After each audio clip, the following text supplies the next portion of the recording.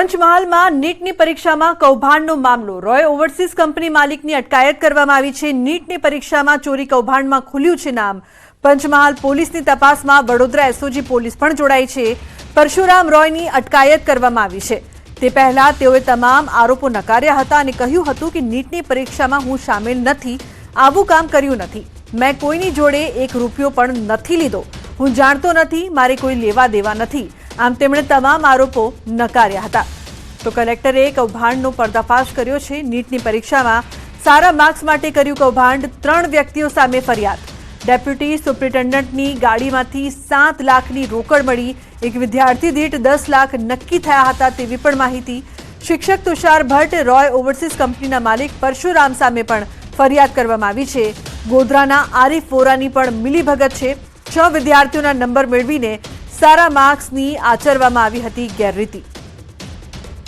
તો મહત્વનું છે કે એક શિક્ષક સહિત 2 વ્યક્તિઓ સામે ફરિયાદ કરવામાં આવી છે। પરીક્ષામાં તુષાર ભટ્ટ ડેપ્યુટી સુપ્રિન્ટેન્ડન્ટ હતા અને હવે આ મામલે તપાસનો ધમધમાટ। ઓવરસીઝ કંપનીના માલિક પરશુરામ રોય પણ આ કૌભાંડમાં સામેલ હોવાની જે ચર્ચા થઈ રહી હતી તે બાદ એક નવા ખુલાસા થઈ રહ્યા છે। નીટની પરીક્ષામાં મોટું કૌભાંડ આચરવામાં આવ્યું હતું અને જે વિદ્યાર્થીઓ છે તેમની સાથે રૂપિયા નક્કી કરીને માર્ક્સ પણ નક્કી કરવામાં આવ્યા હતા, પેપર નક્કી કરવામાં આવ્યું હતું। પંચમહાલમાં નીટની પરીક્ષામાં સમગ્ર કૌભાંડ સામે આવ્યું હતું।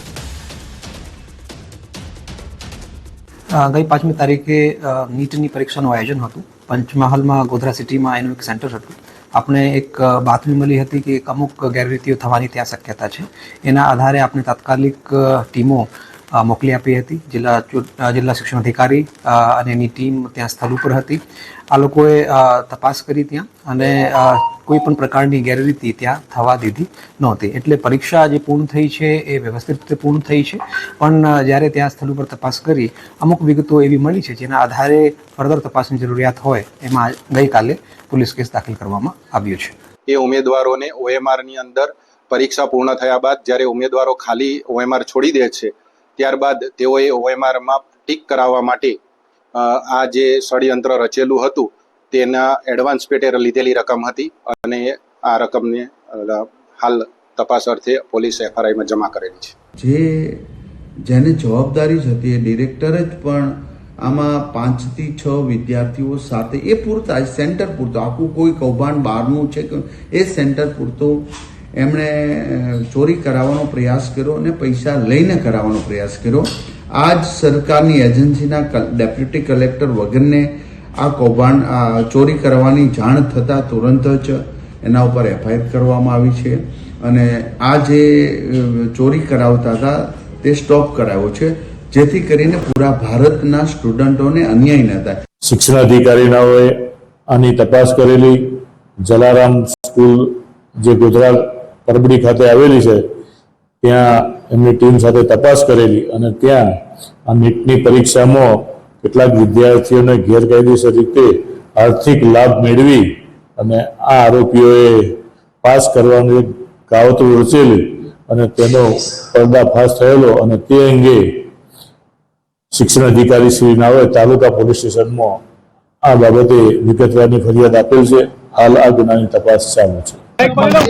પરશુરામ રોય તેઓને હાલ ફતેહગંજ એમની ઓફિસમાંથી હાલ એમને સસ્પેન્ડ તરીકે અટકાયતમાં એસઓજીએ લીધેલા છે અને આગળની જે તપાસ છે એસઓજી પંચમહાલ જિલ્લાને અમે કરશું। આગળ જે પંચમહાલ પોલીસ આ બાબતે એકચ્યુઅલી તપાસ કરી રહી છે અને એ લોકો જ આગળની તપાસ કરશે અને એમને આગળની જે પણ કાયદેસર કાર્યવાહી છે એ એમના તરફ કરવામાં આવશે અને જે પણ આરોપીના શું રોલ છે એ બાબતે આગળથી સિનિયર અધિકારીઓ તરફથી આપણને માહિતી માત્ર અને માત્ર જે FIRમાં નામ છે એના આધારે આરોપીને અમે હાલ અરેસ્ટ કર્યા છે। કોઈને જોડે 1 રૂપિયા ના, હું 1 રૂપિયા નથી લીધા, કોઈની જોડે આ કામ કર્યું નથી। अच्छा, पर હવે પોલીસ FIRમાં આપનું નામ છે તો હવે આપ કઈ રીતે એને ડિફેન્ડ કરશો? હવે તો જે લીગલી જે રીતે થશે પણ હું કર્યું કશું નથી એમાં। કારણ કે જિલ્લા શિક્ષણ અધિકારી કિરીટ પટેલ છે એમને તપાસમાં આગળ તમારા નામે ગોધરા પોલીસ સ્ટેશનમાં તાલુકા પોલીસ સ્ટેશનમાં ફરિયાદ દાખલ કરી ના, કશું 1 રૂપિયા નહીં કર્યું એમાં। આપ જાણો તો ખરા આ બાબતમાં નીટની પરીક્ષા ના, કશું નથી કોઈ લેવા દેવા નથી। તો નીટની પરીક્ષામાં મોટું કૌભાંડ જે પ્રકારથી સામે આવ્યો છે અને સાથે ભાંડો જે રીતે ફૂટ્યો છે, વિદ્યાર્થી દીઠ 10 લાખ લેવાનું નક્કી કરવામાં આવ્યું હતું અને હવે આ મામલે વધુ તપાસ।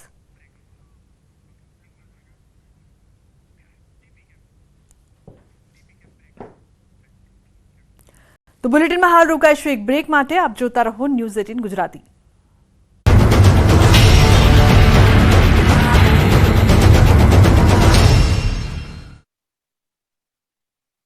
अपने आउट કર્યો. આ માફી બાદ ક્ષત્રિય સમાજે પણ પોતાની પ્રતિક્રિયા આપી. ક્ષત્રિય સમાજે પરસોત્તમ રૂપાલાને જણાવ્યું છે કે કદાચ તેમને આગળ કોઈ પદભાર મેળવવું હોય તેથી આજે તેમણે અમારી ફરીથી માફી માંગી. ક્ષત્રિય સમાજે કહ્યું કે આંદોલનને હાલ અલ્પ વિરામ છે, પૂર્ણ વિરામ સમજવું નહીં. જેની પાસે આટલા વખતથી સત્તા છે તેણે પણ સુપેરતાથી નોંધ લીધી છે, એટલે માઇક્રો પ્લાનિંગ કરી અને બૌદ્ધિકતાથી આગળ વધવું એ જ અમારી આગળની રણનીતિ હશે. અને આ આંદોલનને અત્યારે અલ્પ વિરામ મૂકવામાં આવ્યું છે, પૂર્ણ વિરામ એને સમજવાનું ભૂલ ના કરવા વિનંતી. મતદાન પૂર્ણ થયા બાદ હવે તમામ પક્ષો પરિણામની રાહમાં છે. પોતાના પક્ષ તરફી પરિણામ આવે એ માટે હવે નેતાઓ મંદિરના દર્શને પહોંચ્યા. લોકસભાની ચૂંટણીના ત્રીજા તબક્કાનું મતદાન સુખરૂપે પૂર્ણ થતાં જ કોંગ્રેસના ઉમેદવાર જ્ઞાનીબેન ઠાકોરે અંબાજી મંદિરે પહોંચ્યા. જ્ઞાનીબેને સંધ્યા આરતી સમયે પહોંચીને માતાજીની આરતી કરીને પોતાની જીતની કામના કરી. આ દરમિયાન જ્ઞાનીબેને બનાસકાંઠા જિલ્લાના તમામ મતદારોનો આભાર વ્યક્ત કર્યો. આ તરફ ગૃહમંત્રી હર્ષ સંઘવી યાત્રાધામ અંબાજીમાં દર્શને પહોંચ્યા. શક્તિપીઠ અંબાજી મંદિર દ્વારા હર્ષ સંઘવીનું સ્વાગત કરાયું. અંબાજી મંદિર અને ત્યારબાદ સિદ્ધિવિનાયકના દર્શન કરીને હર્ષ સંઘવીએ ધન્યતા અનુભવી. હર્ષ સંઘવી સાથે મોટી સંખ્યામાં ભાજપના કાર્યકરો પણ દર્શને આવ્યા. ગુજરાતમાં લોકસભાની ચૂંટણીનું મતદાન પૂર્ણ થતાં જ ભાજપ કોંગ્રેસના ઉમેદવારો રિલેક્સ મૂડમાં આવી ગયા છે. કેટલાય મહિનાઓથી ચૂંટણીનો ધમધમાટ અને ભાગદોડ બાદ નેતાઓ હવે થાક ઉતારી રહ્યા છે, પરિવાર સાથે હળવી પળો માણી રહ્યા છે. ત્યારે બનાસકાંઠાના ભાજપના ઉમેદવાર રેખાબેન ચૌધરી પણ હળવા મૂડમાં દેખાયા. 50 દિવસ સુધી રાત દિવસ પ્રચાર બાદ હવે રેખાબેન રિલેક્સ મૂડમાં દેખાયા. રેખાબેને મતદાતાઓનો આભાર માન્યો, સાથે જ ભાજપ તરફી મતદાન થયું હોવાનો દાવો કર્યો. ચૂંટણીને લઈને છેલ્લા 50 દિવસ સુધી સતત પ્રચાર કર્યો. પહેલાની તેમની લાઇફસ્ટાઇલ અને પ્રચારના 50 દિવસના અનુભવ અંગે રેખાબેને કહ્યું કે ભાજપે મારા પર વિશ્વાસ મૂકીને મને ઉમેદવાર બનાવતા મેં સતત 50 દિવસથી વધારે અનેક સભાઓ બેઠકો કરીને પ્રચાર કર્યો. પ્રધાનમંત્રી પણ મારા પ્રચારમાં આવ્યા. લોકોનો મને બહુ સાથ સહકાર મળ્યો. અમારી મહેનતના કારણે આ વખતે બનાસકાંઠામાં આટલું બમ્પર મતદાન થયું, જે ભાજપ તરફી વધારે થયું, જેથી અમારી જીત નિશ્ચિત છે. લોકસભા ચૂંટણીનું ત્રીજા તબક્કાનું મતદાન યોજાયું હતું. તમામ જિલ્લાઓમાં મતદારોમાં ભારે ઉત્સાહ જોવા મળ્યો હતો. ત્યારે બનાસકાંઠા સીટ પર 12 ઉમેદવારો વચ્ચે કાંટાની ટક્કર હતી. બનાસકાંઠા લોકસભા સીટ પર 69.62% જેટલું મતદાન નોંધાયું. મતદાન બાદ તમામ ઈવીએમ પાલનપુર તાલુકાના જગાણા ગામે આવેલ એન્જિનિયરિંગ કોલેજમાં રાખવામાં આવ્યા છે. સ્ટ્રોંગ રૂમ બહાર પોલીસનો પહેરો છે. જડબેસલાક સુરક્ષા વ્યવસ્થા પણ ગોઠવવામાં આવી છે. હવે 4 જૂનના મતગણતરી થશે ત્યારે જ સામે આવશે કે કોણ બાજી મારી રહ્યું છે. આ તરફ રાજકોટમાં સ્ટ્રોંગ રૂમની બહાર ચુસ્ત બંદોબસ્ત ગોઠવાયો છે. શહેરની કણકોટ ખાતે આવેલી એન્જિનિયરિંગ કોલેજમાં સ્ટ્રોંગ રૂમ બનાવાયો છે. પેરામિલિટરી ફોર્સ દ્વારા અહીં સઘન સુરક્ષા કરવામાં આવી રહી છે. સીસીટીવી કેમેરા અને પોલીસનો પણ 24 કલાક બંદોબસ્ત છે. મોડી રાત્રે ઈવીએમ, વીવીપેટ મશીન સહિતની સામગ્રી સ્ટ્રોંગ રૂમ ખાતે પહોંચી હતી. આજ વહેલી સવાર સુધી સીલ મારવાની કામગીરી કરાઈ હતી. આ તરફ મહેસાણામાં શાંતિપૂર્ણ માહોલમાં ચૂંટણી પ્રક્રિયા પૂર્ણ થઈ. મતદાન બાદ ઈવીએમ સ્ટ્રોંગ રૂમમાં મુકાયા.